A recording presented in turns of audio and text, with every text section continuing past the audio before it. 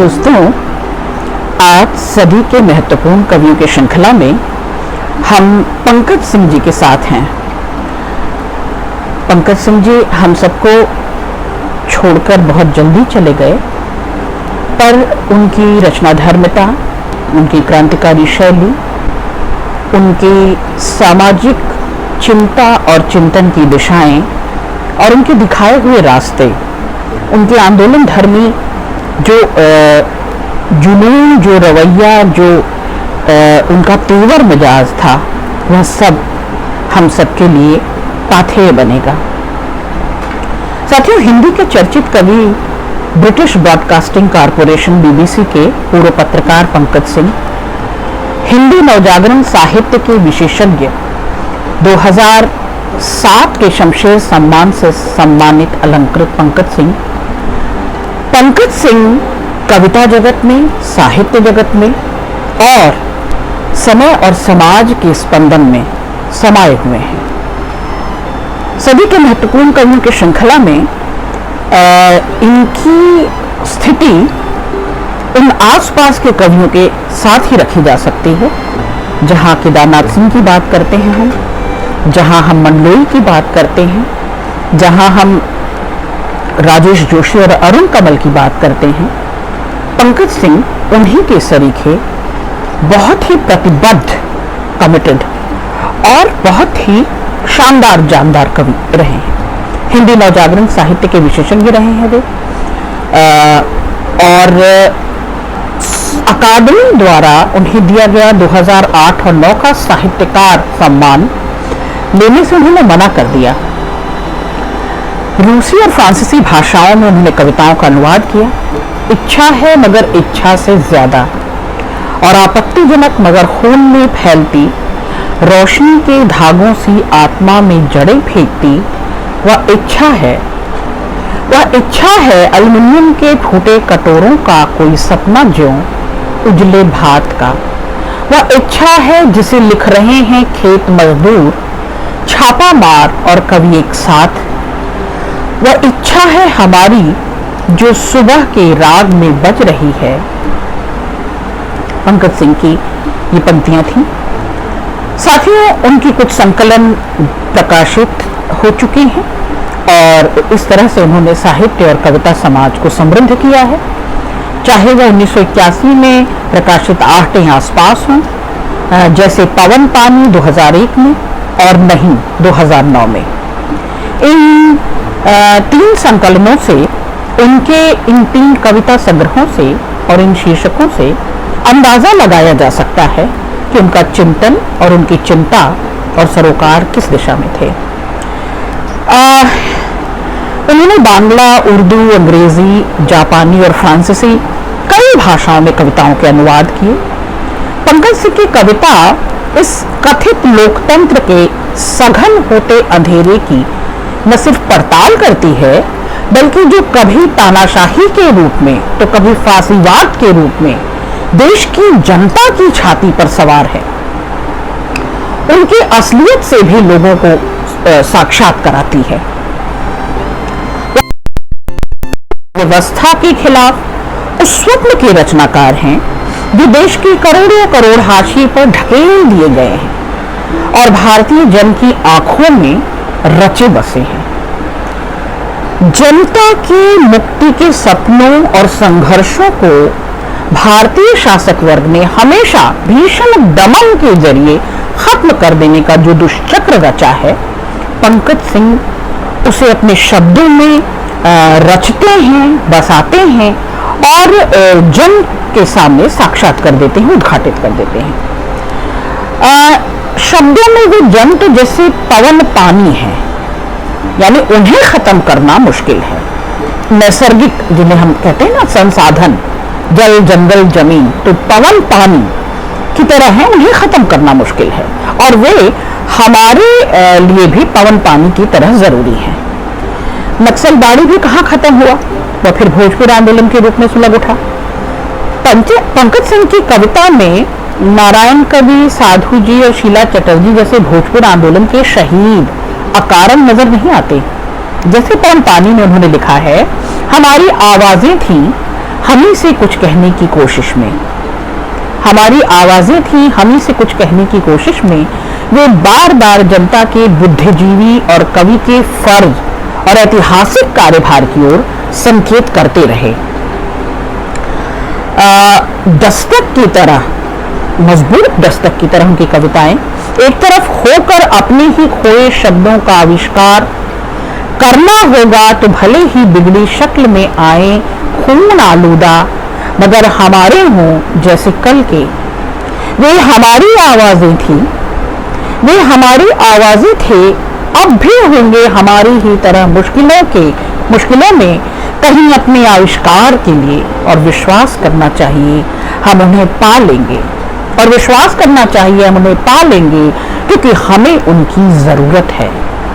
अपने पुनर्जन्म की खातिर, थोड़े उजाले, थोड़े साफ आसमान की खातिर, मनुष्यों के अधिकारों की खातिर।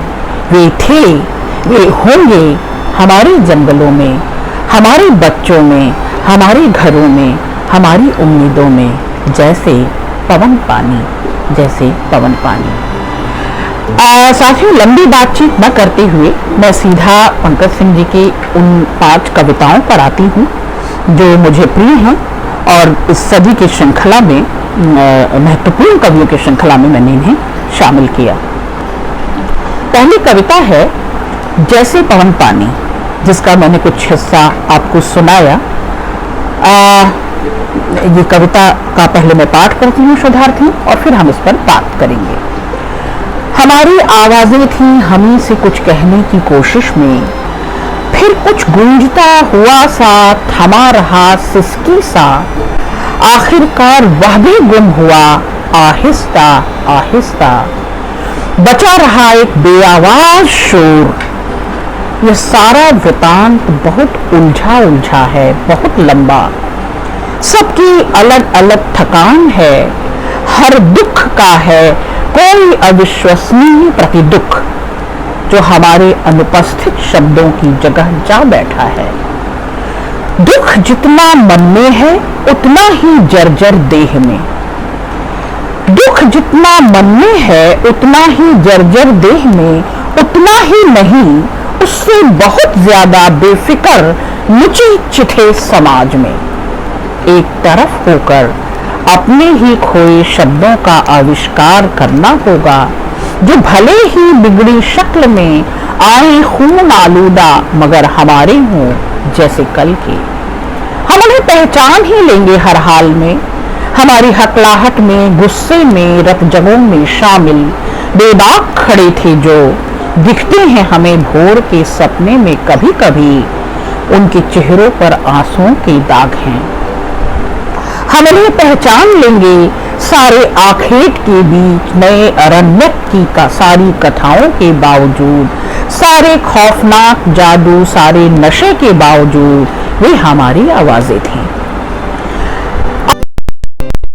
इसी तरह मुश्किलों में कहीं अपने आविष्कार के लिए और विश्वास करना चाहिए हम उन्हें पा लेंगे, क्योंकि हमें उनकी जरूरत है अपनी पुनर्जन्म की खातिर। हम उन्हें पा लेंगे क्योंकि हमें उनकी जरूरत है अपने पुनर्जन्म की खातिर, थोड़े उजाले, थोड़े साफ आसमान की खातिर, मनुष्यों के अधिकारों के खातिर। वे थे, वे होंगे हमारे जंगलों में, बच्चों में, घरों में, उम्मीदों में, जैसे पवन पानी, जैसे पवन पानी। साथियों, पंकज सिंह कह रहे हैं कि संघर्ष यात्रा कभी खत्म नहीं होती। जैसे मुक्तिबोध कहा करते थे, फिर वही यात्रा सुदूर की, फिर वही खोज भरपूर की।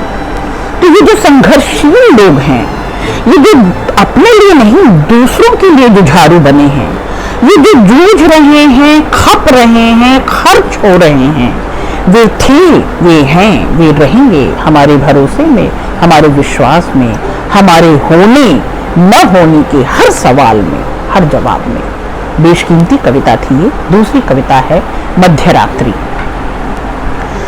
मध्यरात्रि में आवाज आती है तुम जीवित हो, मध्यरात्रि में बजता है पीपल, जोर जोर से घिराता डराता हुआ पतझड़ के करोड़ों पत्ते मध्यरात्रि में उड़ते चले जाते हैं नींद की पारदर्शी दीवारों के आर पार। पतझड़ के करोड़ों पत्ते घुस आते हैं नींद में। मध्यरात्रि में घूमते होंगे कितने नारायण कवि, धान के खेतों में कितने साधु जी, सिवान पर खड़ी इंतजार करती हैं शीला चटर्जी मध्यरात्रि में। मध्यरात्रि में मेरी नींद खून से भीगी धोती सरीखी हो जाती है। मध्यरात्रि में मैं महसूस करता हूँ ढेर सारा ठंडा खून। तुम जीवित हो, आती है बार बार आवाज। तुम जीवित हो, आती है बार बार आवाज। मध्यरात्रि में दरवाजा खटखटाया जा सकता है, बजाई जा सकती है किसी की नींद का सांकल। मध्यरात्रि में कभी कोई माचिस पूछता आ सकता है या आने के पहले ही मारा जाता है मुठभेड़ में, मेरे या तुम्हारे घर के आगे। मध्यरात्रि में कभी बेतहाशा रोना आ सकता है अपने भले नागरिक होने की बात सोचकर। मध्यरात्रि में कभी बेतहाशा रोना आ सकता है अपने भले आदमी के होने की बात सोचकर। साथियों, इस संघर्ष यात्रा में आपद विपद और तमाम ग्रंथियों को, गांठों को, सुलह को, सिलवटों को कैसे पंकज सिंह उभार रहे हैं और जो प्रत्याशित है, जो घटा है और जो घटने वाला है, उस सबको एक दूरदर्शक कवि देख लेता है और वो देख लेता है, भांप लेता है आने वाली आपद विपद को भी। और मध्यरात्रि में यह सब कुछ बेखटके हो सकता है, बस इस ओर इशारा है, इस ओर दस्तक है। मैंने कहा कि पंकज सिंह की कविताएं गूंजती हैं, देती हैं, आपको उद्बोधित करती हैं, झिझोड़ देती हैं। तीसरी कविता है मैं कुछ नहीं छिपाऊंगा। मैं कुछ नहीं छिपाऊंगा, बड़ी चीज है साफ जिंदगी, बड़ी चीज है साफ गोई। मैं कुछ नहीं छिपाऊंगा, बड़ी चीज है साफ जिंदगी, बड़ी चीज है साफ गोई। आंखें डाल सादगी से कहना अपनी बात, बड़ी चीज है। विदूषकों की आत्मतुष्ट भीड़ में, प्रचंड कोलाहल में, विदा लेती शताब्दी की विचित्र प्रतियोगिताओं में, बिना घबराए हुए सजल स्मृतियों से अभिषिक्त मस्तक को ऊंचा उठाए, मस्तक को ऊंचा उठाए, सहज गति से चलता हुआ मैं जाऊंगा, पाप और अपराध के स्मारकों को पीछे छोड़ता, एक थरथराते हुए आकार लेते स्वप्न में शामिल होने, जिसे प्रकट होना है हारती मनुष्यता के पक्ष में, जिसे प्रकट होना है हारती मनुष्यता के पक्ष में। मैं कुछ नहीं छिपाऊंगा, मैं कुछ नहीं छिपाऊंगा, न अपनी अव्यावहारिक इच्छाएं, न आंसू, न आंसू, मैं कुछ नहीं छिपाऊंगा। छिपाते हैं षड्यंत्रकारी, छिपाते हैं चोर, छिपाते हैं लालची और क्रूर शासक, उनके कारकुन, ईर्ष्या और प्रतिशोध के जहर में उफनते लोग छिपाते हैं। घास और जंगली फूलों की, पतझड़ में बादामी होती घास और जंगली फूलों की, बेपनाह महक से भरी हवा में, परछाइयों की हिलती थिगलियों भरी धूप में, चिंदी चिंदी थिगलियों भरी धूप में, जिंदगी और मौत की आवाजाही के पार मैं करूंगा प्यार, मैं करूंगा प्यार, मैं कुछ नहीं छिपाऊंगा, करता रहूंगा भरपूर अपने साथियों से जो हर चीज का अर्थ बन उपस्थित रहे हैं, जो हर चीज का अर्थ बन उपस्थित रहे हैं बरसों से मेरे बेतरतीब सफर में। अपनी स्त्री से, वर्णमाला में प्रवेश करते बच्चों से, मैं प्यार करूंगा। अपनी स्त्री से, वर्णमाला में प्रवेश करते बच्चों से मैं प्यार करूंगा और अपने लोगों को अंधकार के बारे में बताऊंगा। और अपने लोगों को अंधकार के बारे में बताऊंगा।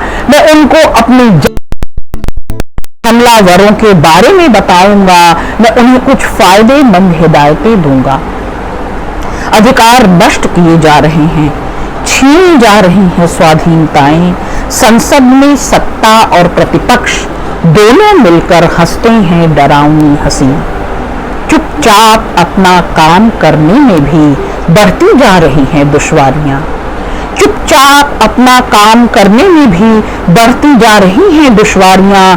अभूतपूर्व संकटों के इस दौर में विजयी हैं भ्रांतियां। ऐसा बार बार कहे जाने के बावजूद मैं बताऊंगा इन दिनों सहमे हुए स्वप्नों के बारे में। मैं बताऊंगा पाशविकता के आगे अच्छाइयां कितनी कमजोर हुई हैं। पिछले दिनों अनेक बार चारों तरफ बिखरी हैं इसकी मिसालें। कितनी खबरें नैतिकता और नेकी के मुंह पर थूकती। कितने अकल्पनीय, कितने जघन्य हैं मनुष्यों के साथ कुछ मनुष्यों के कृत्य। मैं बताऊंगा। मैं कुछ नहीं छुपाऊंगा। न अपमान, न आरे सरीखे फाड़ते दुखों की कथाएं, न पश्चाताप, न अपने इरादे जो खासे खतरनाक हैं। बड़े सौदागरों, राजनेताओं और शोहदों की नशे में डूबी सतरंगी रातों के धुएं और राल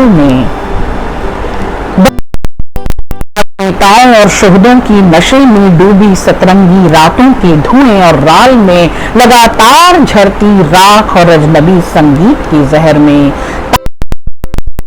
झागदार फ्रांसीसी के माया लोक में सलट जाने के बावजूद मैं कुछ नहीं छिपाऊंगा। सफेद को नहीं कहूंगा स्याह। सही नामों से जिक्र करूंगा चीजों का। हृदय में बचाई रखूंगा प्रकाशित जल से भरी नदियां सदा नीरा। उन आकारों और रंगों को दोहराऊंगा आत्मीय तटों पर जिनके स्पर्श से संपन्न है मेरे हाथ। मैं असंख्य सुबहों और दिन रातों के वृतांत कहूंगा।